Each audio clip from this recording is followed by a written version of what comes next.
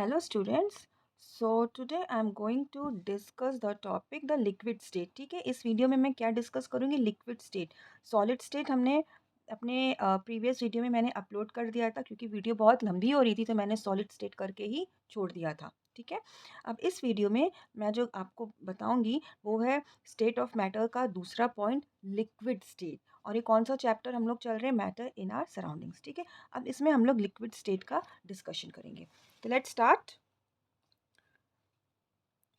Collect the following. अब इसमें हमें क्या क्या चीज़ें कलेक्ट करनी है? So be careful.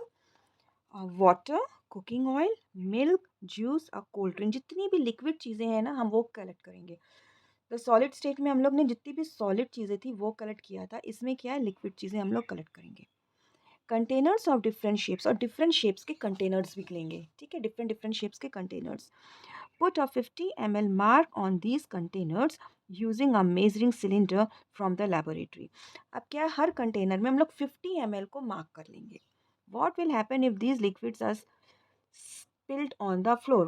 ठीक है, अब भी तो हमने इन सारे लिक्विड्स को कंटेनर में डाला तो वो क्या हुआ, एक कंटेनर का उसने शेप ले लिया। ठीक है, अगर हम अगर हम बीकर में डाल रहे हैं तो उसने बीकर का वैसा शेप ले लिया। ठीक है, अगर हमने इस बीकर में डाला तो वॉट जितनी भी लिक्विड है उसने इसका शेप ले लिया। ठीक है, और अगर हमने इसको एक बोल में डाला तो जितनी भी लिक्विड चीज़ उसने बोल का शेप ले लिया। अगर इसको हमने एक कोई बड़ा चौड़ा सा बर्तन ले लिया, उसमें डाला तो उसने इस बर्तन का शेप ले लिया। लेकिन अब क्या होगा अगर हमने इस लिक्विड चीज़ को फ्लोर में डाल दिया? क्या होगा? Measure 50 ml of any one liquid and transfer it into different containers one by one. Does the volume remain the same? ठीक है, अब यहाँ पे आके अभी हम स्टॉप करते हैं, फिर इसके आगे हम आगे बढ़ेंगे। अब क्या बोला, अब हमने 50 ml हमने मेजर किया। अब हम वापस इस पर आते हैं। अब हम 50 ml अगर हमने जो भी इसमें लिखा कंटेनर में हमने मार्क किया, ठीक है, और फिर हम उसको क्या कर रहे हैं, एक के बाद एक उसको हम ट्रांसफ़र कर रहे हैं, एक के बाद एक दूसरे कंटेनर में। जब हम कंटेनर टू कंटेनर ट्रांसफ़र कर रहे हैं तो क्या लिक्विड का जो वॉल्यूम है वही रहा?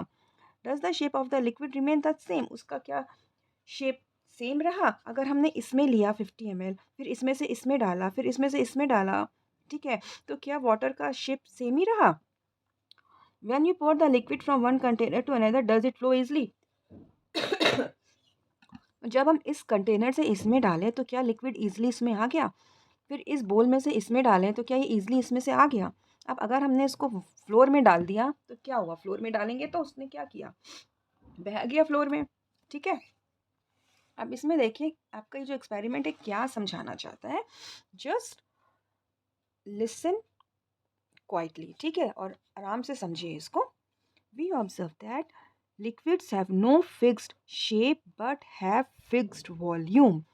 अब लिक्विड जो होता है उसका कोई भी फिक्स्ड शेप नहीं होता। डैट मीन्स आप जिस भी कंटेनर में कहीं पे भी डालिए वो वैसा शेप ले लेता है, लेकिन इसका वॉल्यूम फिक्स्ड होता है। लेकिन वॉल्यूम जो है वो फिक्स्ड होगा। ठीक है, अगर आप 50 ml वाटर यूज़ कर रहे हैं तो नेक्स्ट कंटेनर में डालेंगे तो उतना ही आपका रहेगा। एक सिंपल सा मैं एग्जाम्पल से आपको बता रही हूँ। ठीक है, they take up the shape of the container in which they are kept. तो लिक्विड को हम जिस कंटेनर में डालेंगे वो उसका शेप ले लेता है। Liquid flow and change shape, so they are not rigid but can called fluid. ठीक है, लिक्विड क्या होता है, अगर वो बह रहा है, अगर हमने नीचे डाल दिया तो वो अपना शेप चेंज करता है, वो फ्लो करता है।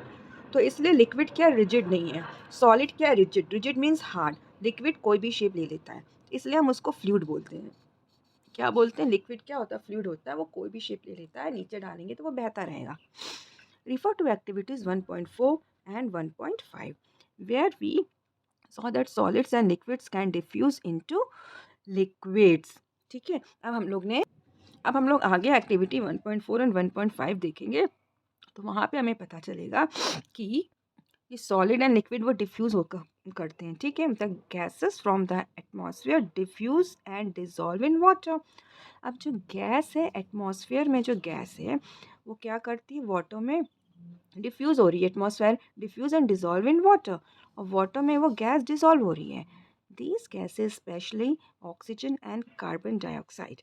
Are essential for the survival of aquatic animals and plants. ठीक है, और कौन सी गैसेस डिफ्यूज़ होती हैं?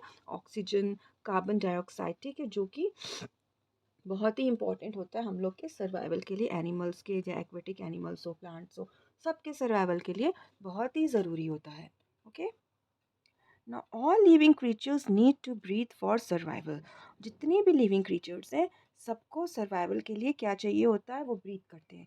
The aquatic animals can breathe under water due to the presence of dissolve oxygen in water.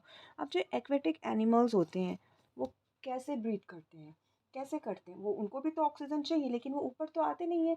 लेकिन वो कैसे ब्रीथ करते हैं? ऑक्सीजन तो जो होती है वो वाटर में डिजॉल्व हो जाती है, तो उस डिजॉल्व ऑक्सीजन को वो ब्रीथ करते, उससे वो ब्रीथ करते हैं। Thus we may conclude that solid, liquid and gases can diffuse in liquids. तो इससे हमें क्या पता चलता है? जितने भी सॉलिड है, लिक्विड और गैस है, वो किस में डिफ्यूज करता है? लिक्विड में वो डिफ्यूज करते हैं। ठीक है, the rate of diffusion of liquid is higher than that of solids. अब जो डिफ्यूजन ऑफ लिक्विड, जो लिक्विड का जो डिफ्यूजन है वो सॉलिड के डिफ्यूजन से उसका रेट ज़्यादा हायर होता है। ठीक है, this is due to the fact that in the liquid state, particles move freely and have greater space between each other as compared to particles in the solid state। और ये ऐसा क्यों होता है?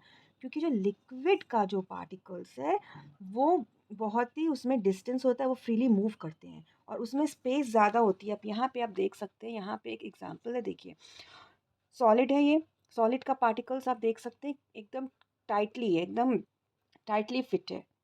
और जो लिक्विड का है इसमें आप देखिए गैप है, लूजली फिट है। और जो गैसेस का जो पार्टिकल्स है ये और भी ज़्यादा लूज है।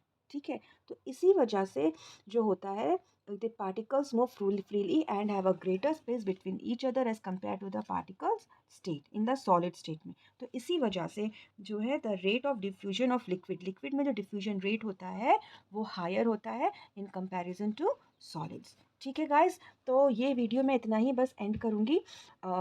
और ये जो गैसेस स्टेट है ये मैं अपने नेक्स्ट वीडियो में अपलोड करूँगी।